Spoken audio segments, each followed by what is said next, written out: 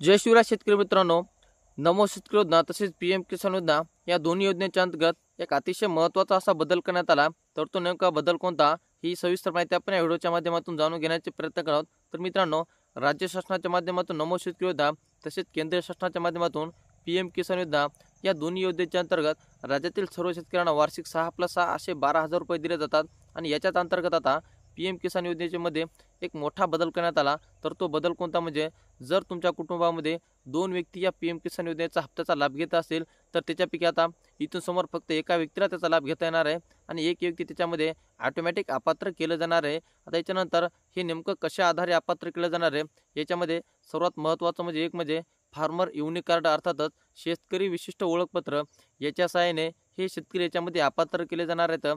याच्यामध्ये आता विविध शेतकरी असे आहेत की बोगस शेतकरी आहेत ज्यांच्या नावानं 7/12 नाही असे सुद्धा शेतकरी याचा लाभ घेत असतात। याच्यामुळं हे फार्मर युनिक कार्ड सर्व शेतकऱ्यांना आता गरजेचं आहे। याच्यामध्ये आता जो काय येणारा 19वा हप्ता आहे तर या हप्त्यासाठी सध्या गरज नाही, परंतु येणारा जो काय 20वा हप्ता असेल तर त्या हप्त्यापासून हे कार्ड कंपल्सरी केलं जाणार आहे। आता हे नेमकं कार्ड कसं काढायचं, हे कार्ड काढण्यासाठी तुम्हाला आधार कार्ड, बँकेचं पासबुक तसेच 7/12 आणि होल्डिंग इत्यादी कागदपत्र लागणार आहेत। आणि याची साईट सध्या सुरू नाही, ही फक्त तलाठी कार्यालयाच्या माध्यमातून तुम्हाला सध्या मिळणार आहे। आणि लवकरच याच्या माध्यमातून एक नवीन पोर्टल जाहीर करण्यात येणार आहे आणि या पोर्टलच्या माध्यमातून तुम्ही तुमच्या जवळच्या CSC सेंटरवर देखील हे कार्ड काढू शकता। हे कार्ड नेमकं काढल्यानं काय होतं तर तुम्हाला नमो शेतकरी योजना तसेच पीएम किसान योजनेचा हप्ता, तसेच तुम्हाला नवीन पीक कर्ज असेल, त्याच्यानंतर DBTच्या माध्यमातून देण्यात येणाऱ्या महत्त्वपूर्ण योजना असतील, तर या संपूर्ण योजना या कार्डाच्या माध्यमातून तुम्हाला देणार आहे। जसं आपल्या माणसाचं आधार कार्ड असतं तर त्याचप्रमाणे तुमच्या शेतीचं सुद्धा आधार कार्ड म्हणून ते फार्मर युनिक कार्ड हे ओळखलं जाणार आहे। आता याच्यामध्ये विविध शेतकरी आहेत की त्यांच्या नावानं 7/12 नसून देखील सुद्धा ते या योजनेचा लाभ घेत असतात। तर हे सर्व शेतकरी याच्यामध्ये अपात्र केले जाणार आहेत आणि या शेतकऱ्यांना कायमचं या योजनेमधून अपात्र केलं जाणार आहे। याच्यामध्ये आता नमो शेतकरी योजनेचे जे काही पात्र शेतकरी येतं तर तेच शेतकरी पीएम किसान योजना व नमो शेतकरी दोन्ही योजनेचे मिळून होणार आहेत। याच्यामध्ये आता पीएम किसान योजनेचे एकूण जर लाभार्थी पाहायला गेलं तर 96 लाख एवढे येतं आणि जर मूळ व्यक्तीची किंमत पाहायला गेलं जे काय लाभार्थी येतं ते फक्त 92 लाख एवढे शेतकरी याच्यामध्ये या शेतकऱ्यांना हे अनुदानाचं वितरण केलं जातं। आता जे काय उर्वरित शेतकरी येतं त्याच्यामध्ये या शेतकऱ्यांच्या खात्याची KYC नसणं, त्याचं आधार लिंक नसणं, तसेच त्यांचं लँड सीडिंग नसणं, तर अशा कारणामुळं हे शेतकरी याच्यामध्ये अपात्र केले होते किंवा काही शेतकरी चुकीचे असताना सुद्धा त्यांना अपात्र केलं होतं।